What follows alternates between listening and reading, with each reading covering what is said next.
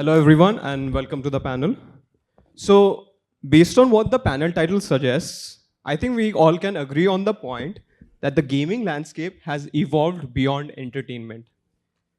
From mastering teamwork in multiplayer battles to honing problem-solving skills in intricate puzzles, I think gaming has the potential to offer experiences that can translate into valuable assets in the job market. So, when I say that one should grab their controllers, put on their headsets, and get ready to level up, it can mean not just in the game, but also in their career journey as well.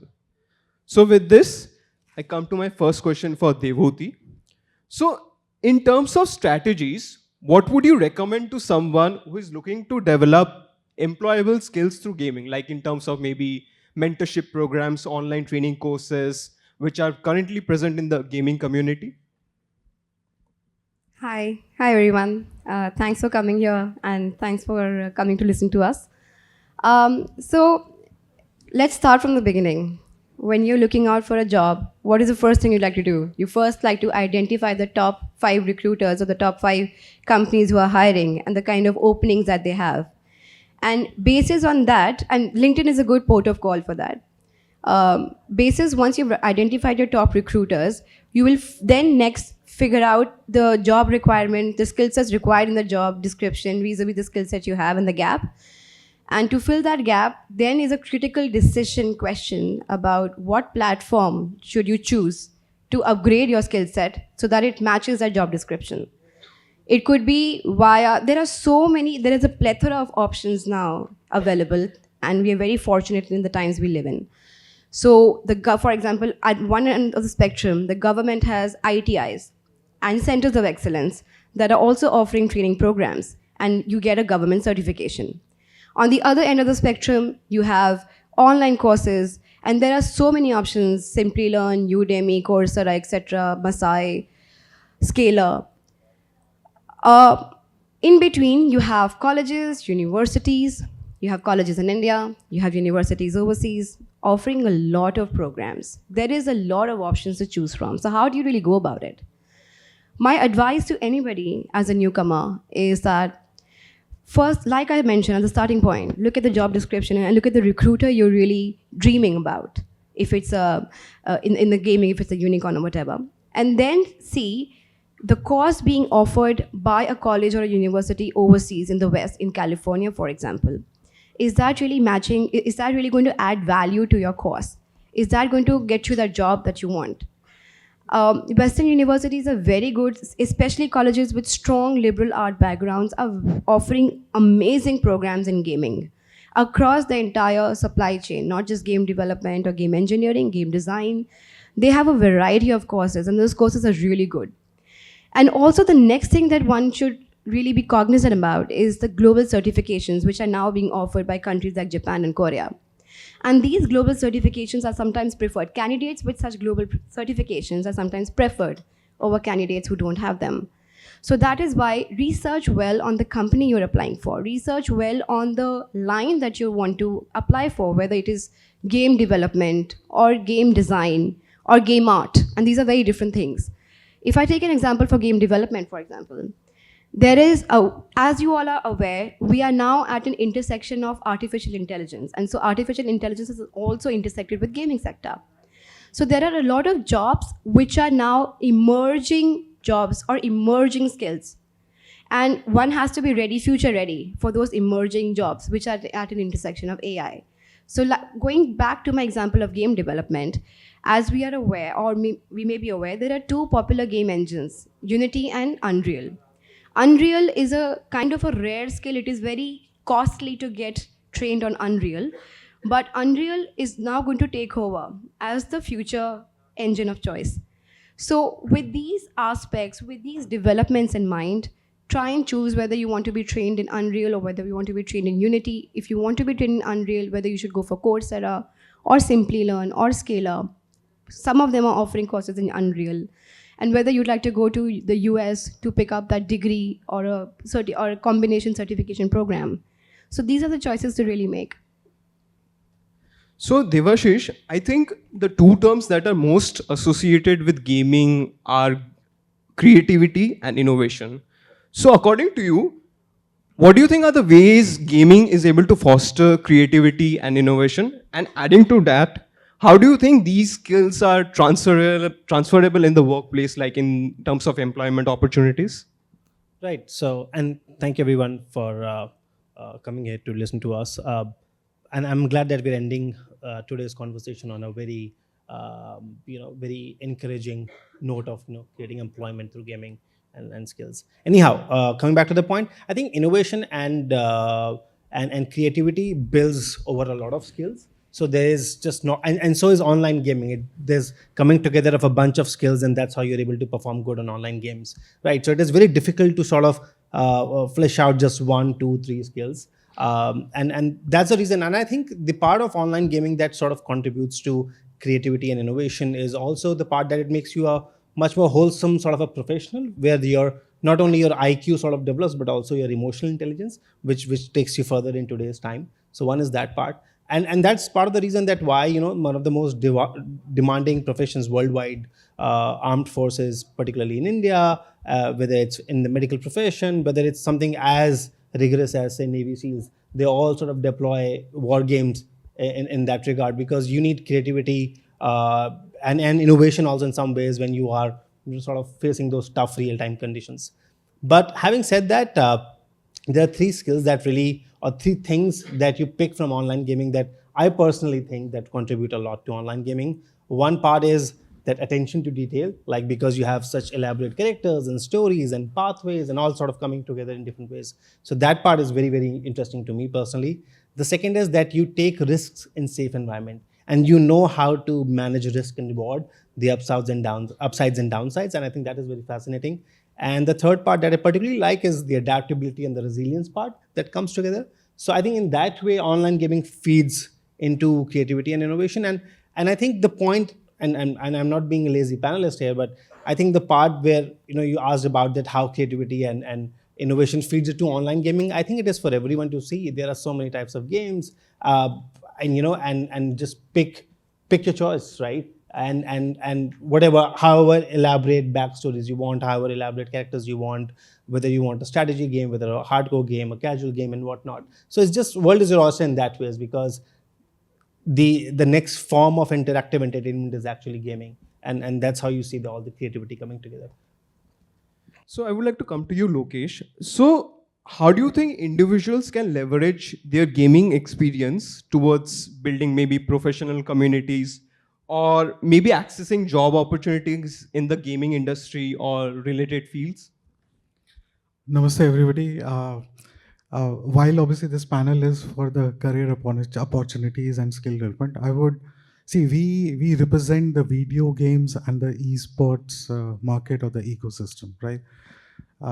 So it's important for everybody to understand the difference between so-called gaming or online gaming, video games, and esports.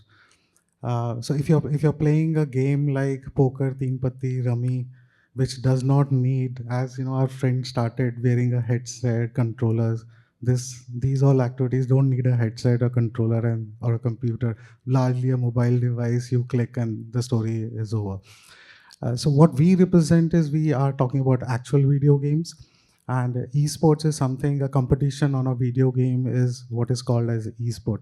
So esports has already been included into Asian Games, which is now part of Asian Indoor Games also. So my inputs and insights would be purely from a video game and the esports side of it.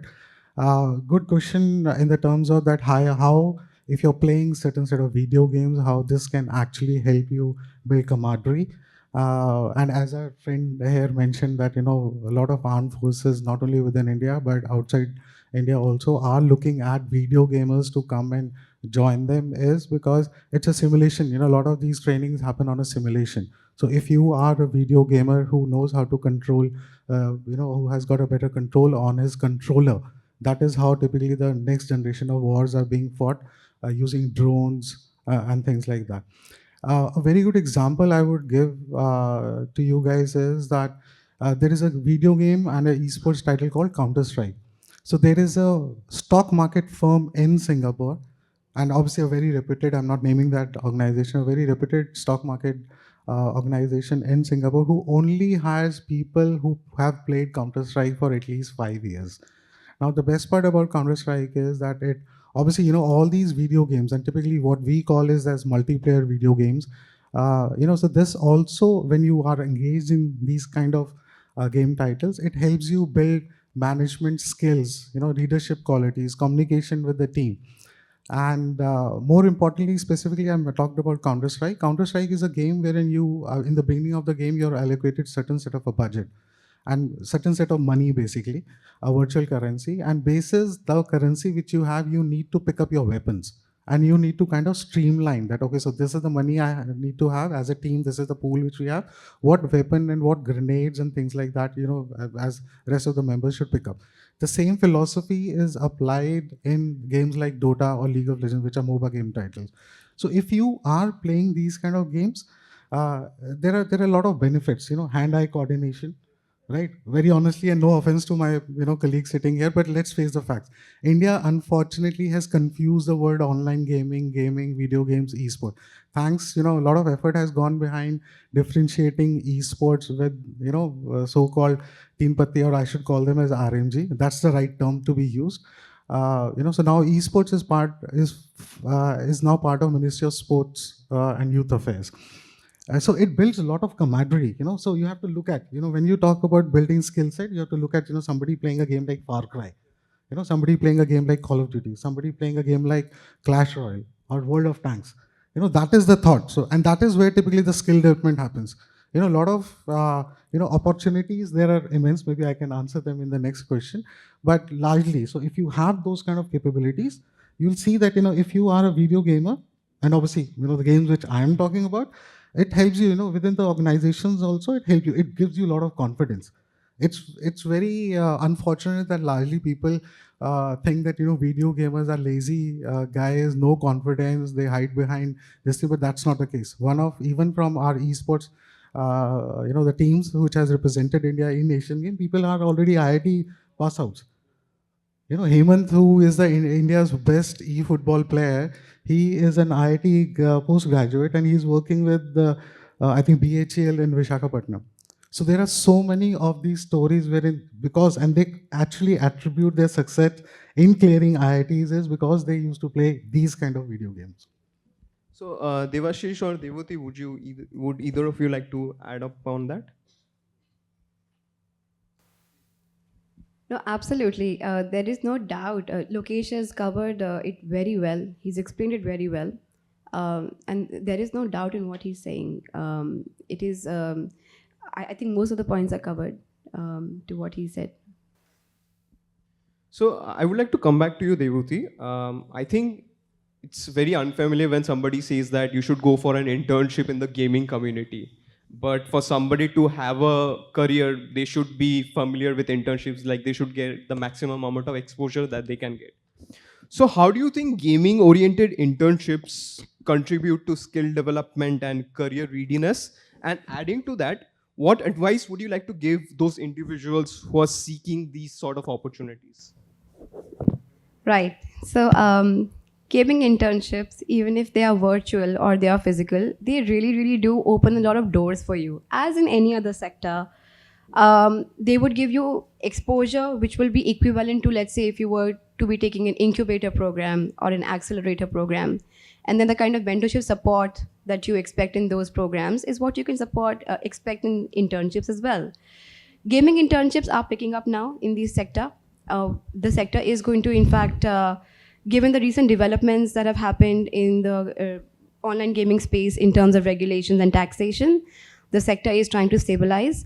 And hopefully, I'm optimistic that we should be able to open up the job opportunities once again. There's a little bit of a freeze on the job opportunities at this point, but hopefully, if we have a conducive regulatory environment, we should be getting into that direction. So, coming back to the point of internships and how are they beneficial? First of all, they are an immensely beneficial networking opportunity. You can be on platforms like Discord and Facebook groups with your colleagues, with other company employees. And that is really, as we all are probably aware how the world works. The world works on references, works on a candidate that somebody can vouch for. So this gives you that foot in the door, gives you that opportunity. And the other aspect about is the mentorship support. Like I mentioned, mentorship support, easy access to mentors who can be your gurus, who can give you that valuable advice for you to start up, have your own startup going forward, or continue as an employee of industry is very, very important. The third important thing I want to highlight is the access to infrastructure. Like I mentioned, certain game engines are superbly expensive in India, and not many gaming companies deploy them. And so, to as an intern in a company, you get access to a lot of resources which are otherwise not available, and they are in fact unthinkable, given how costly some of these softwares are and some of the engines are, etc. So, please, by all means, if you get an opportunity to get an internship in any of the company, please do go for it. Not only to form your own network, to get your mentors who will stay with you as lifelong gurus, but to also kind of build that community. Our gaming industry, thankfully, is very small. It's a very small community. Everybody knows everybody, and we are more like a family. So yes, please, I think it's a very good idea to have internships. Lokesh or Devashish? Just to Yeah. add on, it's very interesting. As a federation, what we do is that because esports is pretty new, domain in the terms of understanding. Esports has been there in India since quite a long time, but as a federation, what we do is that we, on a regular basis, hire interns. I think intern is a good word. Earlier, we used to call them as volunteers, but definitely we'll change that and we'll start calling them as interns. So because so esports is, as in one of the previous panels we were talking about, esports is just not only becoming a pro gamer, but then there's a whole ecosystem, right? I'm not talking about video game development, right? I think you've already covered it pretty well. So coming back to the esports, so for esports, what is that we need is somebody who understands the production, somebody who needs to become a referee. Coaching is another big thing, because if today we want that, we want to create another Neeraj Chopra for esports, coaching and skill development is the key here. So, so that is something which, we typically hire these interns, they work with the federation. While they're working on projects for the federation, they also, in return get certain set of opportunities. When tomorrow they go out in the market, they tell them that, they work with Lokesh or they work with the federation. That gives enough credibility to that set of a person. So, hiring of that particular intern becomes very easy. I'll just add two Yeah. tiny points. One is peer-to-peer learning. I think when you take internships, you become part of, just from being an academic community, you move to the larger professional community, which is very large and has different segments, and and you can always pick and choose that which way do you want to go. But you technically, quote unquote, you step each other's game essentially once you start get plugged to the ecosystem. The second is also because this is a hyper growth sector across all segments, right? And there are new skills coming up, there are new areas coming up. Now we're talking about cyber security, Gen AI, and a bunch of other stuff, AI, ML, whatever you want to, all the buzzwords you can think of. And usually what happens is that the talent is always in short supply. So the sooner you get plugged to the ecosystem, the likelier is the chance that you can stay on top of the curve, and then you can always adapt to the next thing. And this is not just only for the frontier skills, but it is also for something as mid-scale as say translation. So once you're plugged, you know that okay, if it's happening in Hindi and English, but there's a lot of demand for vernacular content, so you can create a side gig out of there as well. So all those things sort of come together when you do the internships. So coming back to you, I think we all can agree on the point that the starting point of any career, or before you start your career journey, you need to have yourself a resume, like where you mention your skills, like get yourself that appropriate template, get yourself a photo with a formal shirt. I think that is how one starts off their career journey. So do you think gaming experiences can be leveraged into a resume, or maybe can be used in job interviews, or do you think it's still too early for that? I think they could be used, but I think at least in India, I think we're not there yet. I recently there's some video that got viral essentially where a woman got laid off, and she was not getting any sort of callbacks after her bunch of applications. She applied for like 200 plus jobs. So what she did was she created a video just to sort of stand out, and then she got a bunch of callbacks. So I'm just saying that people are experimenting with different sort of form of content consumption to stand out. And this could be one of those, first. And second, as Lokesh mentioned about a particular Singapore firm which focuses on that sort of cognitive skills, right? And I think there's a huge likelihood that, because majority of the gamers are under 45 years of age, and the person that you are interviewing with might be a fellow gamer. The genre may different, sure, but might be a fellow gamer. And people have been mentioning that I like to play football, I like to play cricket. At some point, I think it will become very mainstream to mention that, oh, I like to dabble in these kind of games, and this is what I've learned from these games. And I think that will do one thing. First is it would mainstream gaming to sort of distinguish between what sort of candidates do they want. Not to say one is better than the other, but what do they want essentially. And the second is that it might also change the hiring process, because so far it's very resume based and it has been for decades now. I guess that might change a bit. So how do you think? Sorry, can I please, just take a minute please to go add on? A very interesting point. I remember, so one of our volunteer, right, Dhruv, who also went with the Asian contingent or the Indian contingent for Asian Games for Esports. He got hired by NVIDIA, and during his interview was scheduled for like 20 minutes, but it carried on for nearly 45-50 minutes, and most of the time they were actually talking about what video game is he playing. But having said so, creativity is something which is very interesting when you see typically from people who want to get into, let's say, a gaming organization, a video gaming organization, or the gamers who want to join any of the organizations, is in the terms of gamified resumes. I actually thought you would be talking about that video. So there was one guy who has created his resume based on a Mario game. In so much time he did this, he leveled up and so forth. Very creative. So see, gamification, again, gamification is a subset of video games, not the vice versa, right? If you are a gamer, this thing, obviously you got up team, you can be as creative as possible. Very honestly, if somebody sends me a gamified resume, 99% of the chances that I'll hire him, irrespective of, I'm with the federation or any other organization. Yeah. So, Lokesh, my last question is for you. So, somebody might choose to pursue a career not in terms of, like a career, like they might want to pursue some form of freelancing opportunity, or maybe pursue gaming as an entrepreneur. So, do you think the potential of gaming as an entrepreneurial opportunity or freelancing is there? And if somebody is willing to pursue those sort of opportunities, what would you like to advise them? So two things in the terms of entrepreneurship, guys.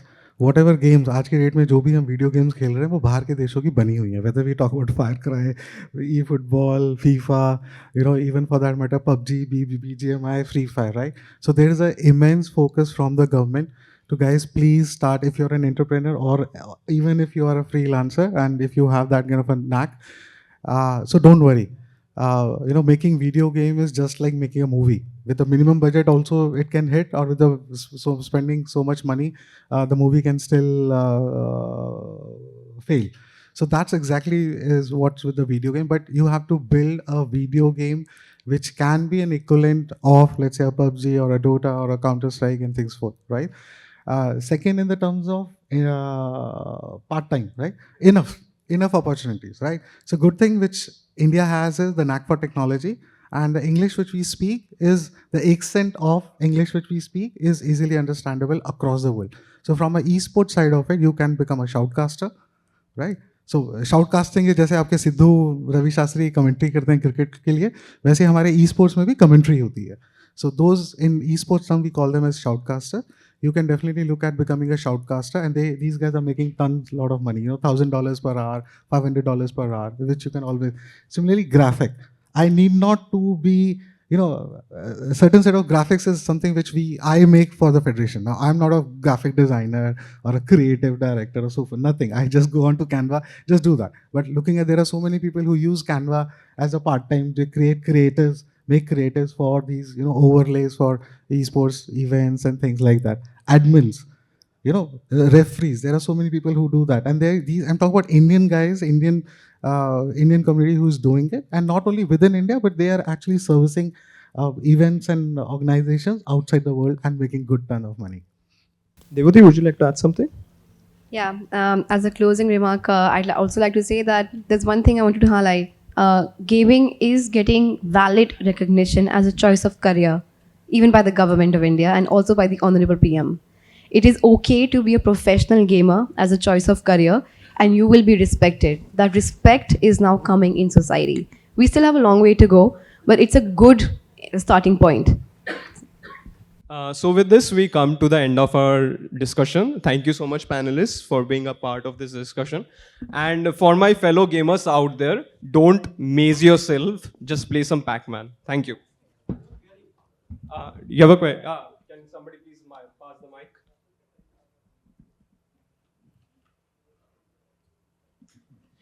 What could be opportunities for some jobs in content writing for gaming as a content writer? What can be various opportunities? So there is a strong demand for content creation within gaming as well, and there are, in fact, it's a really important vertical, so to speak.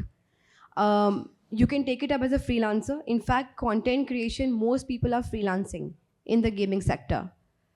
So any company of a decent size will have a requirement for game artists and content writers. So it's a mainstream job requirement, and most people like to freelance around it. As a content writer, what skills are needed? So first of all, you need to have creativity, storytelling, etc. You need to have a very strong. Please back me up here. So basically, a good question. So I forgot about the content. Largely, my perspective is that esports or a video game journalist is a great opportunity.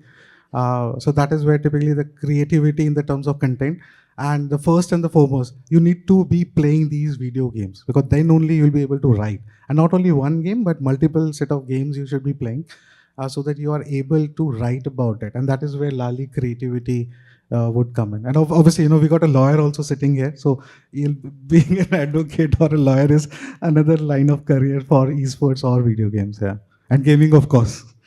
I'll quickly add my 2 cents to this. One is, as more Indian IP goes global, right, there would be a lot of Indian epics, Indian stories, Indian characters.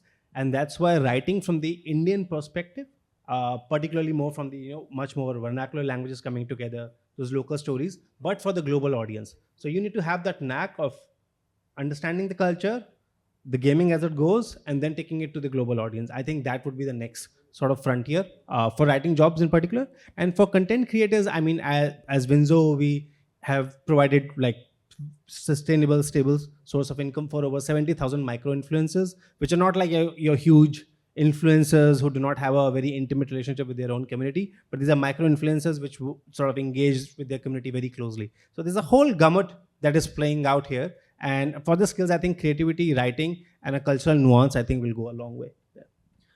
So thank you so much, everyone, and have a good evening ahead. Thank you.